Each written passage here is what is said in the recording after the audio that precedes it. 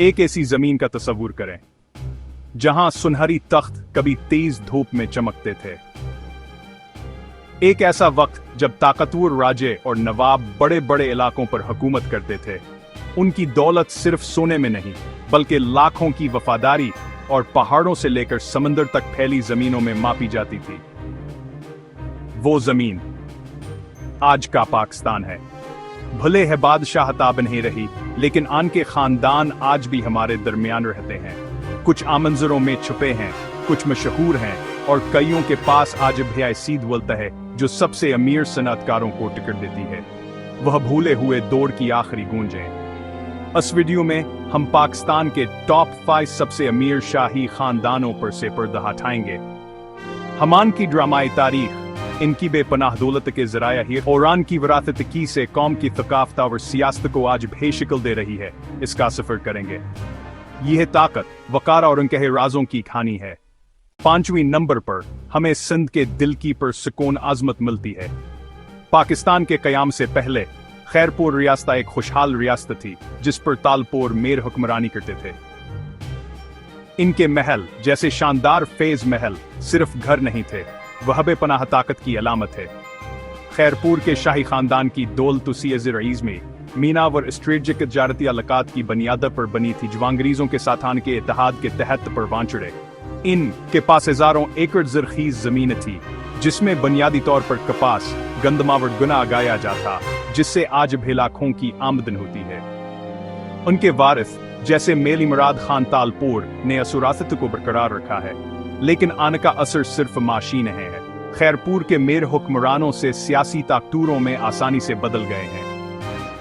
उनके कई वारिस आज भी कौमी और सूबाई असम्बलियों में अहम नशिस्तें रखते हैं, जिससे ये यकीनी होता है कहाँ का शाही खून आज के जमहूरियत में एक ताकत बना रहे।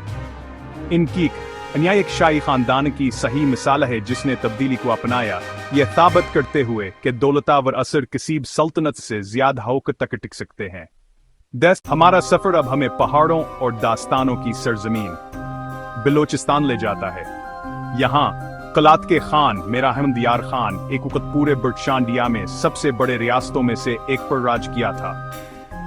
इनकी ताकत मुतलक थी, इनका इलाका दूर दूर तक फैला हुआ था। इनकी दौलत का जरिया रियासत का कुदरती वसाइल पर कंट्रोल और मादनियात से भरपूर उसी इलाका। कलात के खानों को अपनी वफादारी के लिए अंग्रेजों से भी काफी पैसा मिलता था। भले हया बरियासत नहीं रही, लेकिन के वारिसों को अभी भी इस इलाके के सबसे अमीर और सबसे ताकतवर खानदानों में से एक समझा जाता है। लेकिन माली असासों से ज्यादा कलात के खानों की विरासत थकाफती तौर पर गहरी है। खान का लक़ब आज भी इज़्ज़त का निशान है और खानदान को बलोच लोगों का एक इलामतीर हिन्मा समझा जाता है। कलात शहर में इनका महल तारीख का एक पुरस्कून हुआ इस बात की याद दिलाता है कि पाकिस्तान के इस हिस्से में बादशाहत को ऐसा एहतराम मिलता है जो सिर्फ पीसे से कहीं ज्यादा है। यह शनाख्ता और फख्र की विरासत है। यह अगली कहानी हमारी फरसत में किसियावर से अलग है। यह नुकसान, जलावतनी और नाकाबिल यकीन लचक की कहानी है। गुजरात की एक रियासत के जूनागढ़ के नवाबों ने नीट और जड़ में पाकिस्तान में शामिल होने का फैसला किया, लेकिन भारत की तरफ से फौजी कब्जे के बाद खानदान को भागना पड़ा, अपना रियासत हमेशा के लिए पीछे छोड़ दिया। लेकिन जब वो कराची आए तो वो खाली हाथ नहीं आए थे। जूनागढ़ के नवाब अपने साथ नाकाबिली की मकदार में जाती दौलत लाए थे, जिसमें खानदानी ज़ीवरात, सोना और नकदता से शामिल थे। उन्होंने नए घर बनाए जिसमें उनका शानदार जूनागढ़ हाउस इनकी मुस्तक़िल हिसीयत का निशान बन गया। एक रियासत के बगैर भी वहाँ एक ताकत बने रहे। खानदान ने रियल एस्टेट और मुख्तलिफ कारोबारों में भारी सरमायाकारी की, जिससे इनकी दौलत तबचीर ही। इनकी कहानी एक ताकतवर याद दहानी है कि सच्ची बादशाह तासमीन के बारे में नहीं है जिस पर आप राज करते हैं, बल्कि सुरासत के बारे में है जिसे आप अपने अंदर ले जाते हैं। वह एक बगैर रियासत के शाही खानदान है, लेकिन वो आज भयक था के तौर पर जीते हैं। दूसरे नंबर पर आते हैं तालपुर खानदान की दूसरी ताकतवर शाख, हैदराबाद के मीर दहाइयों तक उन्होंने सिंध में एक ताकतवर रियासत पर हुकूमत की जब तक कि आर्ज में मियाँ यकील राई में इनकी तारीख शिकस्त नहीं हुई। लेकिन अंग्रेजों से इक़्तिदार खोने का मतलब अपनी दौलत या अपनी शनाख्त खोना नहीं था। हैदराबाद के मेयर ने वसीअ ज़मीनों, शहरी जायदादों और तजारती नेटवर्क को बरकरार रखा, जवान के वारसों के लिए आज भी काफी आमदनी पैदा करते हैं। आज वह मुल्क के सबसे बासर जमींदारों और ताजरों में से हैं, जिनकी सियासी ताकत मजबूती से कायम है। जो चीज़ इन्हें सच में अलग बनाती है, वह इनका सकाफती हिस्सा है। मीर संध यादव मौसीकिया और सोफी रवायत के अजीम सरपरस्त है। उन्होंने जो विरासत छोड़ी है वह सिर्फ दूल तकीन है, बल्कि एक भरपूर सकाफती विरसे की है जो आज भी जिंदा है। उनकी ताकत माली ताकत और गहरी सकाफती हतराम का मिजाज है। और आखिर में सबसे ऊपर पाकिस्तान की तारीख में सबसे अमीर शाही खानदान खड़ा है।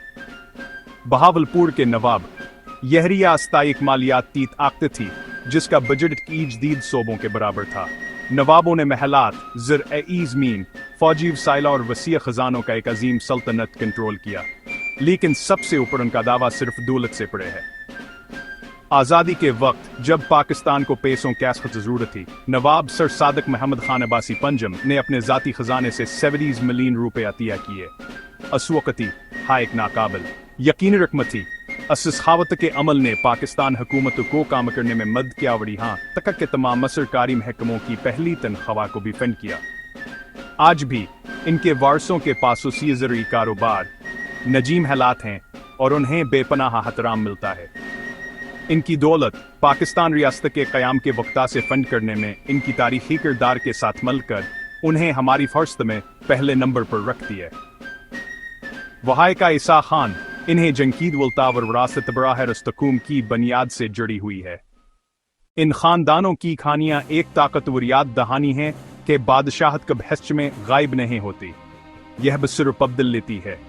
कभी मुतलका अख्तियार वाले राजे और नवाब आज वो हजमींदार, ज़हीन ताजरा और बासर सियासी रहनुमा हैं।